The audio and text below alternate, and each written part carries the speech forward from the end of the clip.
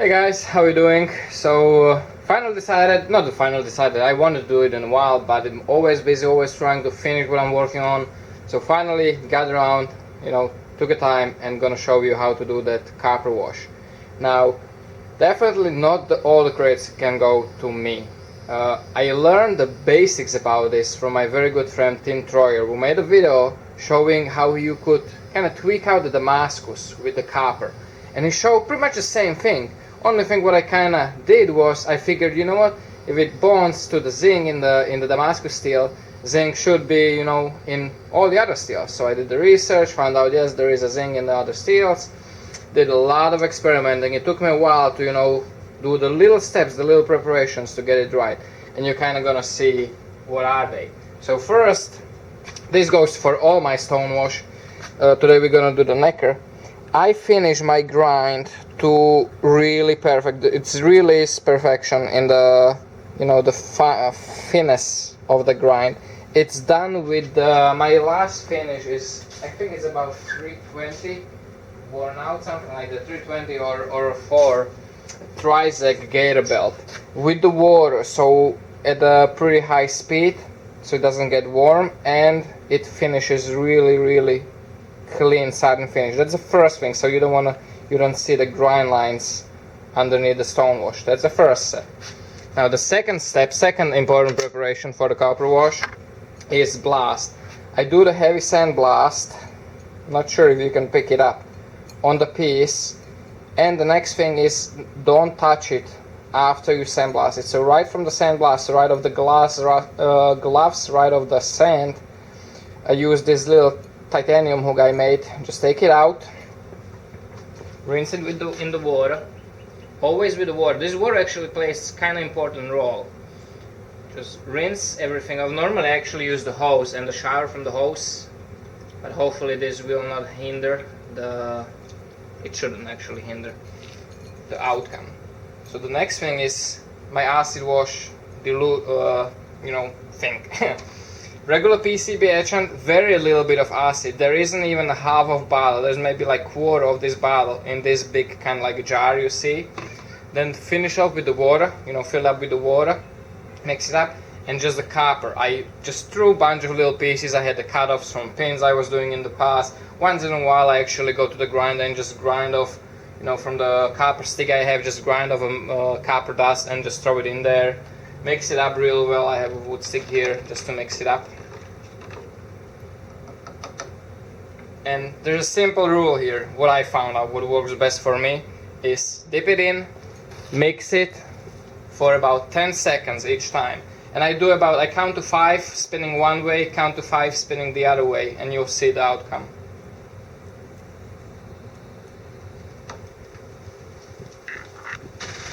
Now the step is important, is wash it off. For some reason, by me washing it off, it lets the next step, to add more and more copper. You're gonna see the insane increasement of how much copper will bond. So right now, you can barely even see that anything happened.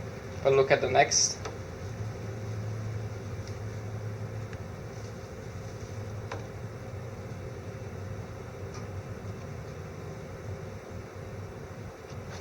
Already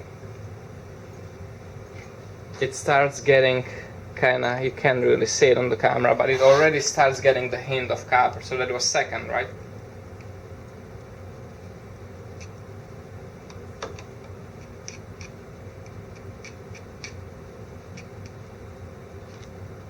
Now it's getting more and more visible. There is only third dip.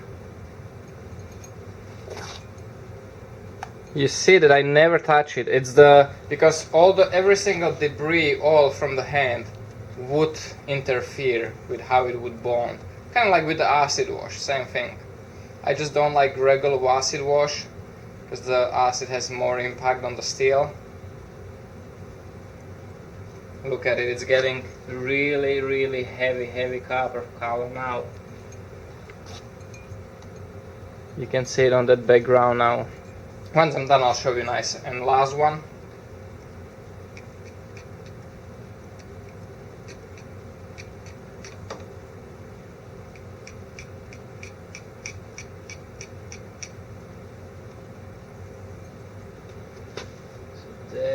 it is.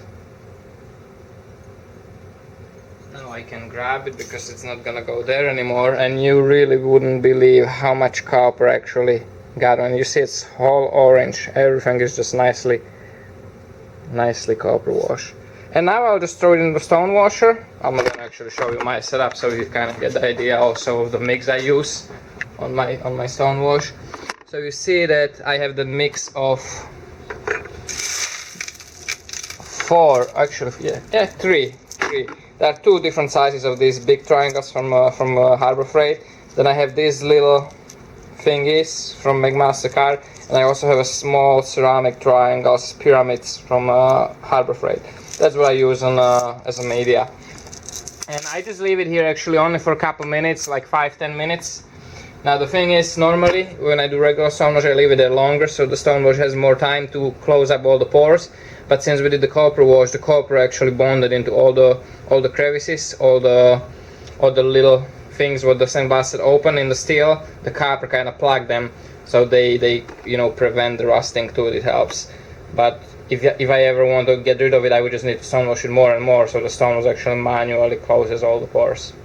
So guys, one more thing for people that would be concerned if it causes galvanic corrosion.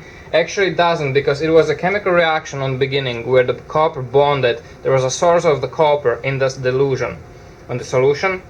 You put it in there, the chemical reaction occurs, and the copper bonds to the zinc in the steel.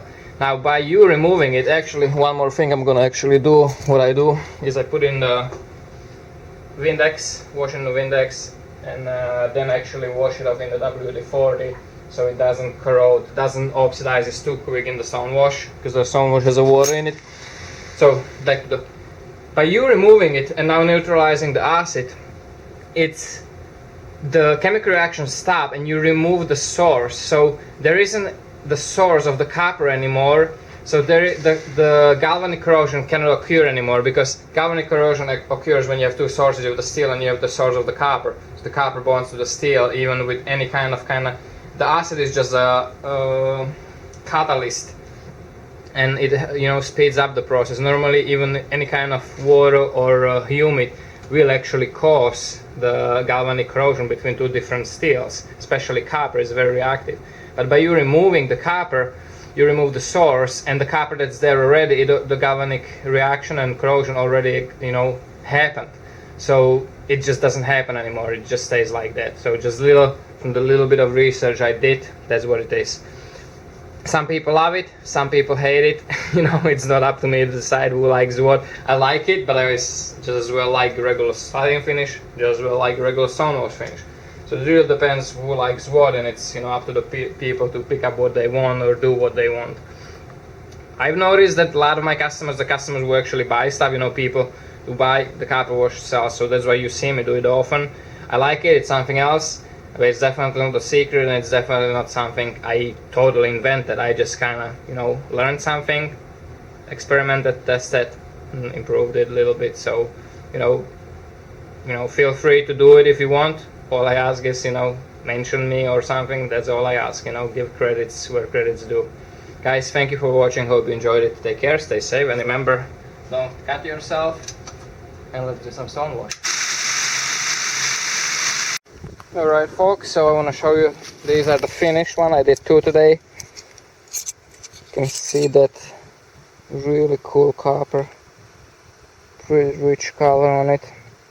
A little bit of that randomness of how it stone washes, how the bond creates. That's just, I don't know how to eliminate that, but it's still very cool finish.